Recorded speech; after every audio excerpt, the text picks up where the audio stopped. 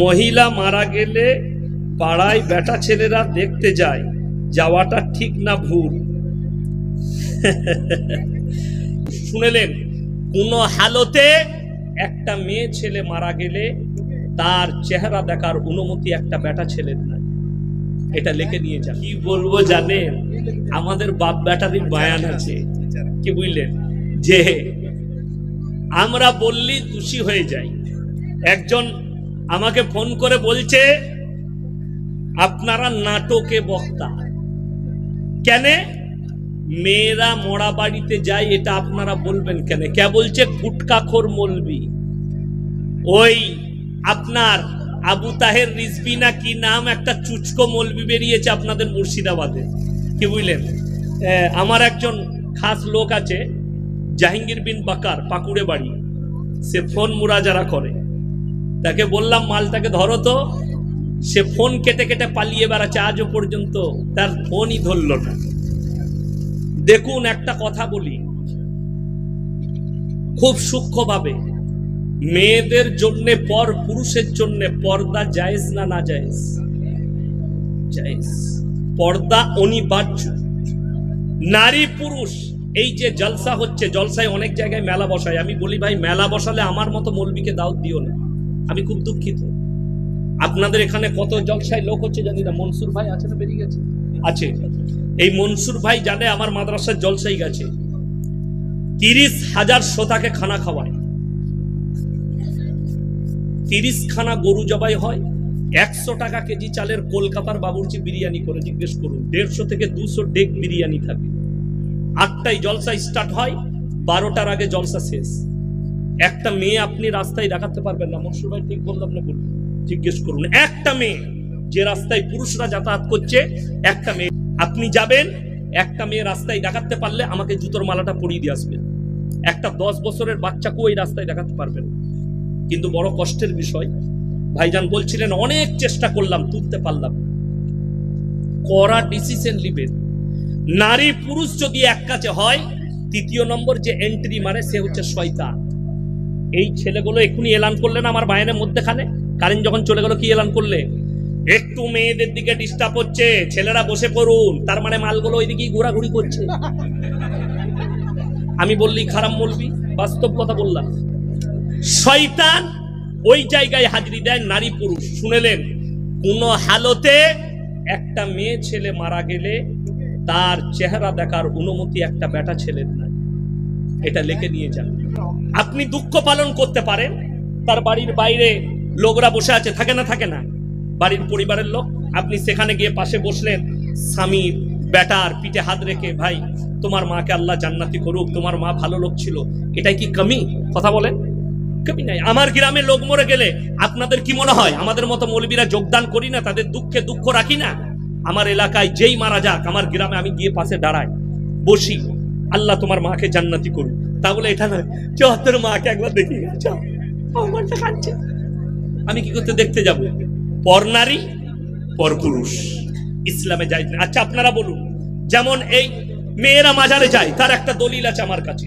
শুনেলেন, আমাদের সমাজে, যে কোনো সমাজে আপনি যান, আপনি গিয়ে বলুন, পাম মরে গেলে বেটা কবরস্থানে, বিটি কবরস্থানে যায়? কথা বলেন। স্বামী মারা গেলে স্ত্রী কবরস্থানে যেতে পাবে না। যদি বাম মরে গেলে বিটি কবরস্থানে না যেতে পাই, স্বামী মরে গেলে স্ত্রী যদি না যেতে পাই, ইয়াসিন মারা গেছে আমার কবরে, তোমার বউ কি করে যাবে? এই জন্যই তো মাজারে যাওয়া হারাম মেয়েদের। নারী পুরুষ এক কাছে হতে পাবে না। আপনি একটা পর নারীর চেহারা দেখার অনুমতি আপনাকে ইসলাম দেয়নি।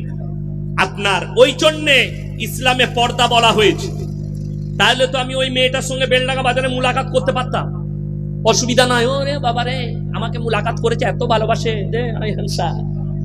আর হ্যান্ডসাপ করলি শয়তান যখনই হাতটা লাগান, শয়তান যখনই পিছনে বলতে, ও শালা কি নরম রে, কি বললেন? আমার মনটা বলতো না, আমি বলতাম না, ওটার নাম হচ্ছে নফস। জিজ্ঞেস করুন, ওটার নাম হচ্ছে নফস। নফস আছে না নাই? আল্লাহ আমাদের মধ্যে নফস দিয়েছে। যদি বলেন আপনারা তো হুজুর মানুষ, মৌলবী মানুষ, আপনাদের হৃদয়ে এটা আসবে কেন? তাহলে শুনে নাও, হযরতে ইউসুফ নবীর ঘটনাটা ভালো করে পড়ো কুরআনের তাফসীর থেকে। ইউসুফ নবীর সামনে নিজেকে বেবস্ত্র করে দিয়েছে, আল্লাহ বাঁচিয়েছিলেন নিজের পয়গম্বরকে। জোরে বলুন সুবহানাল্লাহ। আমাদের মতো মৌলবীর বাঁচার ক্ষমতা নাই, ওই জন্য খুব সাবধান। বেটা ছেলে মরে গেলে মহিলারা দেখতে যায়, যাওয়াটা কি ঠিক না ভুল? ওইটাই তো আমি জলসাই বলি, কি বুঝলেন? বললেই আমি গাল খাই, কি বুঝলেন? এই কোথায় মরেছে বললে, আপনার রেজিনগরে একজন মরে গেছে, ও আপনার শাড়ি পরে গাড়িতে বসে গেল। বেটা বলছে কোথায় যাচ্ছিস গো? বলে তুই জানি না তোর বাপের ফুপুর অমুকের তমু যে গাড়িতে বসে বলল। ও নিজে জানে না ভালো করে কে কুটুম, গোটা গাড়ি যাচ্ছে, কি বুঝলেন? গল্প করতে করতে, খালি সংসারের গল্প। যখন রেজিনগরে ঢুকছে তখন নাক পুষতে পুষতে, ভাই কি করে মরে গেল, কি বুঝলেন? ঘরে গিয়ে ও জানেও না কে মরেছে, ঘরে গিয়ে কাঁদছে, খালা তুই কি করে মরে গেলি? খালা বলছে দেখে কানলো, আমি মরিনি, তোর খালু মরেছে। ও জানেও না কে মরেছে। কেন? আমাদের বেশিরভাগ মেয়েরা কি খেতে যায়? আলু গোশ, কি বুঝলে? মরা ঘরের সব ঘটে গেল, সব হয়ে গেল। যখন বেরিয়ে আসছে গাড়িতে চেপেছে, বলছে হ্যালো, তোর পাতে একটা হাড় পুড়ো হলো। বলছে হাট পুরোর বেটারা, তোর পাতে তো হাড় দিল, আমার পেটে একটা আলু দেই নিল। কবরে যা, মরা মরা, তোদিকে ভুনা ভুনা হাড় খাওয়াবে ফেরেশতারা। নামাজ নাই, রোজা নাই, দিনদারি নাই, পরেশগারি নাই, তাকওয়া নাই, খোদা ভীরুতা নাই। তোমাকে কে অনুমতি দিল? তুমি আগে জিজ্ঞেস করলে না মৌলবীদিকে, তোমার ইমামকে? আজকে মুসলমান বিপদে পড়েছে এই উলামা থেকে সমাজ বিচ্ছিন্ন হওয়ার কারণে। কেন? আমাদের দেশে সব থেকে বড় মুফতি কে জানে? আমি প্রমাণ পেয়েছি। 1 মাস আগে আমার গ্রামে একটা বিয়ের দিন ঠিক হচ্ছে, আমাকে ফোন করলে যে হুজুর আপনি আসতে পারবেন, বিয়ের দিন ঠিক হচ্ছে। আমার ছেলেরা বলে যাচ্ছি, আমি ডায়েরি নিয়ে গেলাম। তো চা পানি হলো, দিয়ে আমাকে বললে ডেট বলুন। আমি বললাম ফাল্গুন মাসের প্রথম সপ্তাহে, শনিবার বিয়ে, রবিবার অলিমা, সোমবার আপনি নিজের ছেলে বৌমাকে আর জামাইকে নিয়ে চলে আসবেন, বিটি জামাই। হলো। সে তো আমার কথা মানবে না, মৌলবীর কথা। সে বললে বাইরে থেকে আসছি। বাইরে গিয়ে বড় মুফতি সাহেবকে ফোন লাগাইছে। বড় মুফতি সাহেবকে? তার বউ। ওর থেকে বড় মুফতি কেউ আছে? বউকে ফোন লাগাইছে। হুজুর বলছে, মৌলী সাহেব বলছে শনিবার বিয়ে। আর ওই দিক থেকে মুফতি সাহেব ফতোয়া দিচ্ছে, না শনিবার বিয়ে চলবে না, শনি লেগে যাবে। আমার শনিবার তোর বাপ মরে গেলে কি করবি? তোর রবিবার কবর দিতে হবে, নাহলে তোর বাপের কবরে শনি লেগে যাবে। পেলে কোথায়? দাদির হাদিস আর নানির হাদিস, কোরআন হাদিস নয়। অতই তো সমাজ চলছে। তা না হলে আমাদের মেয়েদের ফতোয়া শুনেলেন, বিয়েতে ডিম সিদ্ধ দিতে নাই। কেন? বলে বিয়ে ভেঙে যাবে। আমি বললাম হ্যালো, ডিমের পাওয়ার এত কি করে হলো? আমাদের তো জানা নেই। গোটা পৃথিবীর মালিক সকলে বলুন কে? ভালো মন্দের মালিক কে? আল্লাহ। তাহলে ডিম কি করে বিয়ে ভাঙাবে? হ্যাঁ, মেয়েদের ফতোয়া। আপনাদের মুর্শিদাবাদের ছেলে রেজিনগরে আশেপাশে আমাকে ফোন করে বলছে, হুজুর ফ্রি আছেন? আমি বললাম হ্যাঁ। বলে আমি একটা বিয়ের দিন ঠিক করতে এসেছি আমার, তা মেয়েরা বলছে যে আমাবস্যার রাতে বিয়ে করা যাবে না। আমি মোটেই করবি না, কালো ছেলে হবে। আমরা জীবনে এ কোরআন হাদিস শুনিনি। আল্লাহর কাছে সব দিনটাই সুবান। আমাবস্যার রাতে বিয়ে করা আরো ভালো, অন্ধকার থাকবে,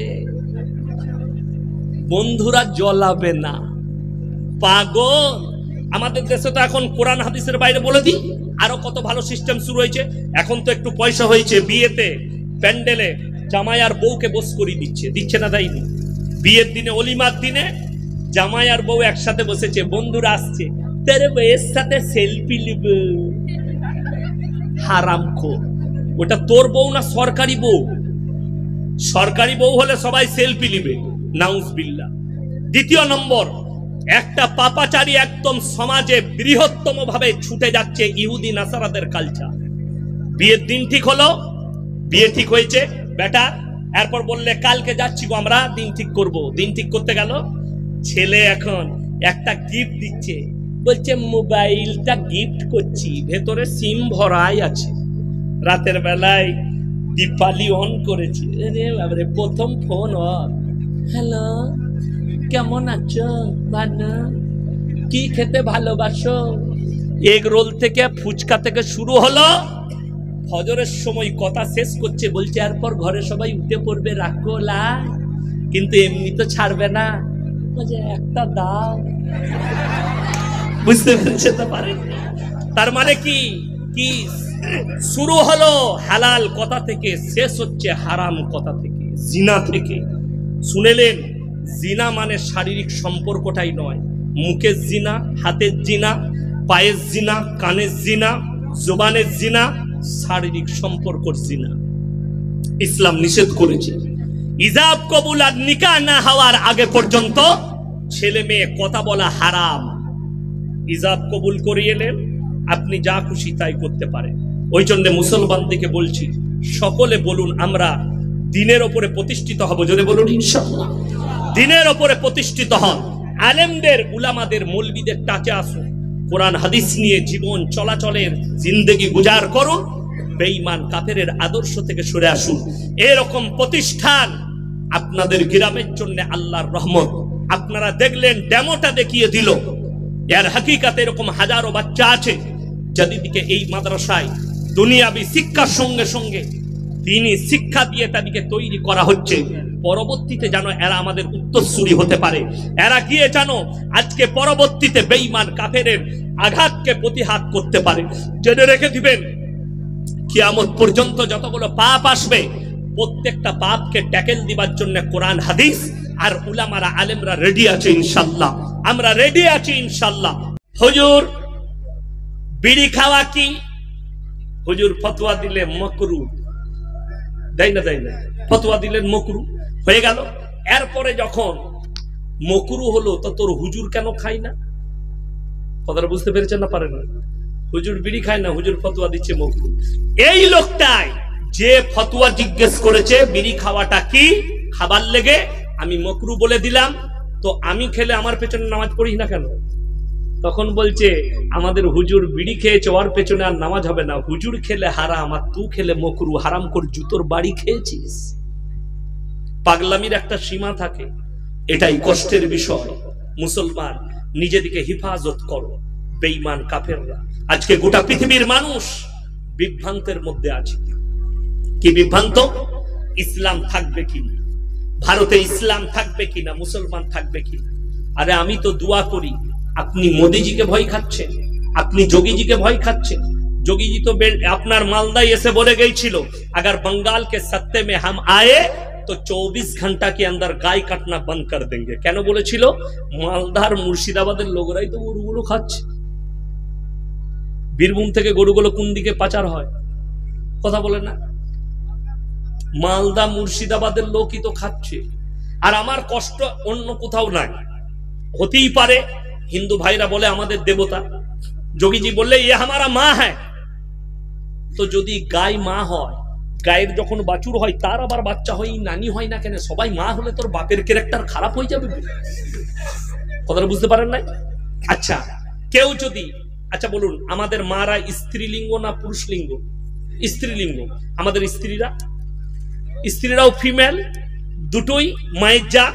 কেউ যদি বউকে বলে তোকে এত ভালোবাসি, মা বলতে মন যাচ্ছে, বউ ঝাঁটা করে মারবে না? মারবে না। বউকে মা বলা যাবে? বউকে মা বলা যাবে না। तो जोगी जी जरा संभाल के बोलिए, जरा सोच के बोलिए, अगर गाय माँ होगा तो फिर सांड बाप क्यों नहीं बन जाता? सांड का क्या कसूर है? सांड भी तो सोचता होगा। দেখবেন বাজারে, প্রত্যেক বাজারে বড় বড় টাউন গুলোয় একটা করে ষাঁড় ছাড়া থাকে না, দু চারটা করে ওরা এমনি ঘুরে বেড়াচ্ছে। তো ষাঁড় মনে মনে চিন্তা করবে, যেমন আপনারা বলুন গায়ের বাচ্চা হলে দুধ খায় না মুদ খায়? কথা বলে না? দুধ খায়। আর আমাদের দেশের কিছু লোক আছে তারা মুদ খায়, ঠিক কি না? এই করোনার সময় একজন নেতা বলেছিল, কোথাকার দিল্লির পার্লামেন্টের মেম্বার, আমি এদিকে দেখি আর চিন্তা করি নবীজির হাদিসটা কত সত্য। নবীজি বলেছিলেন এমন একটা দিন আসবে অশিক্ষিত মূর্খরা দেশ চালাবে আর শিক্ষিতরা বসে ভ্যাল ভ্যাল করে তাকিয়ে দেখবে। তিনি গায়ের পেছনে মুখ লাগিয়ে মুখ পান করছে আর বলছে গোমূত্র পান করো, করোনা ভাগ জায়গা। এই কথা শুনে ডানকুনির একটা ঘোষ, তার 40-50টা গায় আর মোষ আছে, সে দেখলে আল্লাহ এতগুলো মুখ ফেলবো কেন? সে সব বালতি করে ধরে ব্যারেলে ভরে বিক্রি করছিল। পুলিশে তাকে এসে অ্যারেস্ট করেছে। বন্ধ করবে? দোষটা তার না এমপি?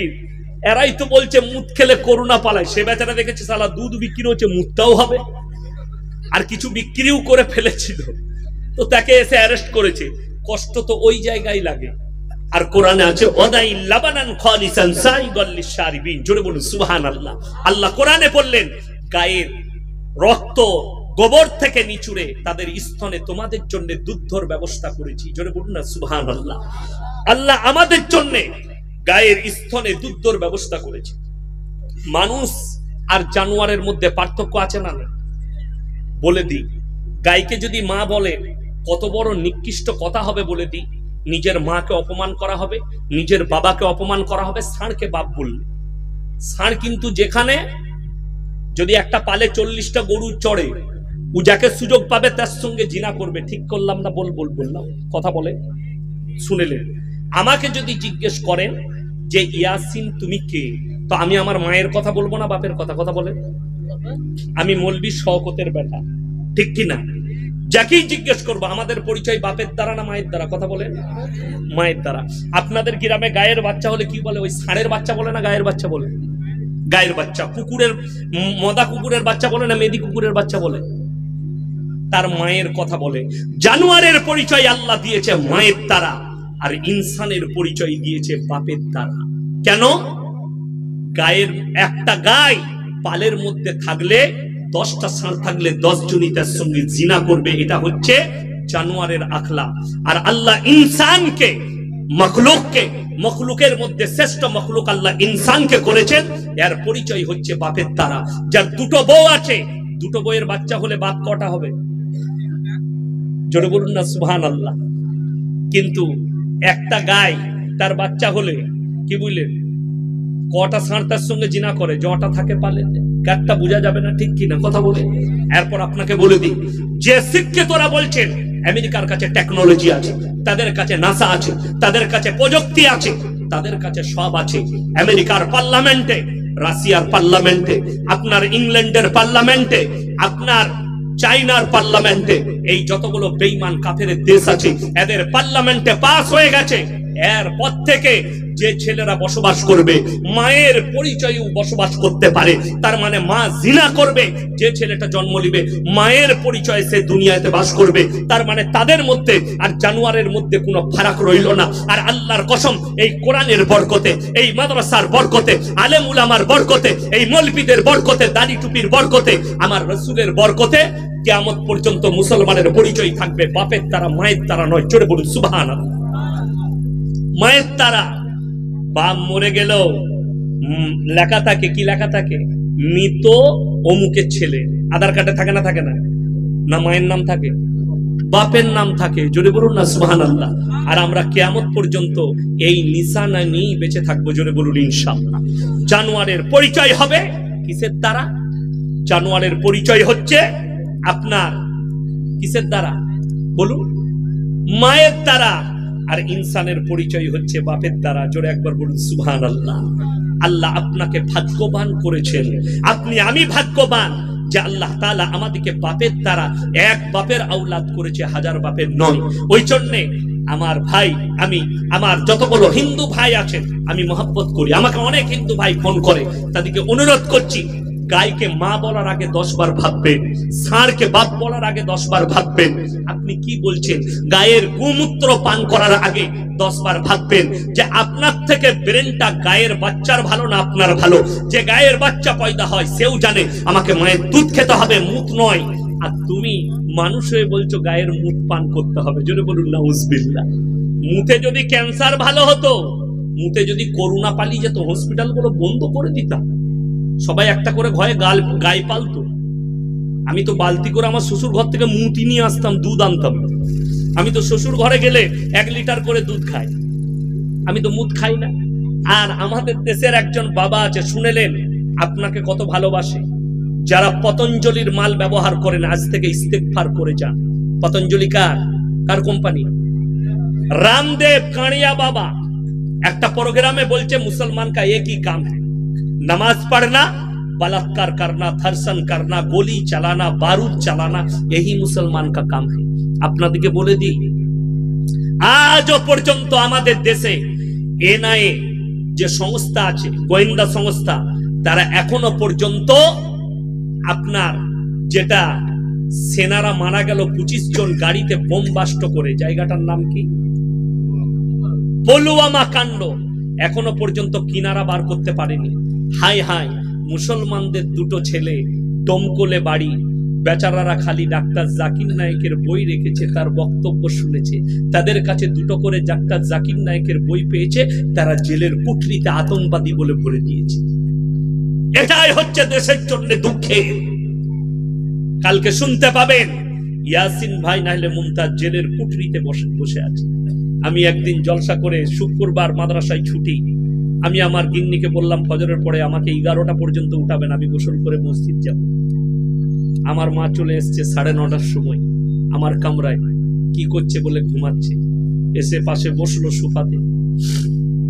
আমার ঘুম ভাঙলো, কি হয়েছে বললে, বাবা তুমি সাবধানে কথা বলবে, লোকে বলছে তোমাকে অ্যারেস্ট করে নিতে পারে, তুমি খুব কড়া বক্তব্য দাও। আমি বললাম, মা এই দেশকে স্বাধীন করার জন্য 56,000 আলেম গর্দন দিয়েছে, কত উলামার শহীদ হয়েছেন, কত মুসলমান দেশকে স্বাধীন করার জন্য। আল্লাহর নবী সাহাবীরা, হযরতে বিলাল, হযরতে আম্মার ইবনে ইয়াসির, তার মা হযরতে উমরে ফারুককে ফজরের নামাজে ভুজালি মারা হয়েছে, বেঈমান কাফেররা ভুজালি মেরেছে। তোমার একটা ছেলে কুরবানি করে দাও, আমি বেঈমান কাফেরের কাছে মাথা নত করতে পারবো না। আপনারা দোয়া রাখবেন, আমার যদি মৃত্যু চলে আসে, আল্লাহর কসম বেঈমানের কাছে গর্দন যেন না ঝুঁকে। আমি যদি জেলের কুঠরিতে যাই, এটা বিশ্বাস রাখি, ইয়াসিন ধর্ষণ করে যায়নি, ইয়াসিন ব্যভিচার করে যায়নি, ইয়াসিন গুলি চালিয়ে যায়নি, কোরআনের জন্য আর ইসলামের জন্য আর আপনাদের মহব্বতে জেলের কুঠরিতে গেছি, এতে আমার গর্ব, এটা আমার কোনো লজ্জার বিষয় নয়। জোরে বলুন সুবহানাল্লাহ।